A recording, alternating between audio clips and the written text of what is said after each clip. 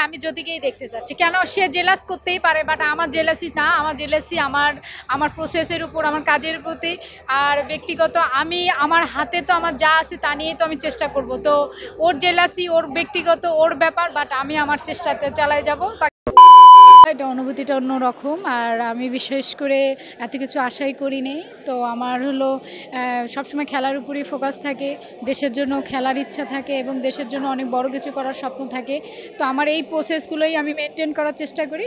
আর আজকে প্রথম আলোতে এই পুরস্কারটা বিগত অনেক সময় দেখে যাচ্ছিলাম, সবাইকে দেখছি, কিন্তু আমি কখনো স্বপ্ন দেখছি যে আমি কোনো একদিন এখানে যদি এসে এই পুরস্কারটা নিতে পারি। তো অবশ্যই এখানে এই পুরস্কারটা ছোট বড় কিছু না। এই যে স্পোর্টসের ক্ষেত্রে যে একটা ইন্সপায়ার করাটা, এটা আমি মনে করি স্পোর্টসের ক্ষেত্রে আরও অনেক বিলাসতা এবং অনেক সুন্দর ভাবে ক্রিকেটার হোক, অন্য স্পোর্টসের থেকে অনেক ভালো মানে প্লেয়ার হিসাবে বলেন অনেক ইন্সপায়ার হবে। তো আমি মনে করি এখানে আসতে পেরে আমি খুব ভালো লাগছে। ইন্সপায়ার কথাটা যখন বললেন, এমন একটা বছর পুরস্কার পেয়েছেন, যদিও 2023 সালে পুরস্কার, এটা এই বছর আবার আগামী দেশের মাটিতেও বিশ্বকাপ, অবশ্যই এটা অনেক বেশি সাহায্য করে, ইন্সপায়ার করবে নিজেকে। বেসিক্যালি এখন আমি বর্তমানে টি20 খেলছি না। তো আমি আমার ব্যক্তিগতভাবে আমার অবশ্যই আমি না খেলতে পারলেও দলের প্রতি আমার অনেক দোয়া এবং তাদের প্রতি আমার অনেক বিশ্বাস আছে। তারা যদি আমরা টিম ওয়াইজ যদি খেলতে পারি, তো অবশ্যই আমরা বিশ্ব আসার, অবশ্যই এটা একটা বড় চ্যালেঞ্জ জায়গা।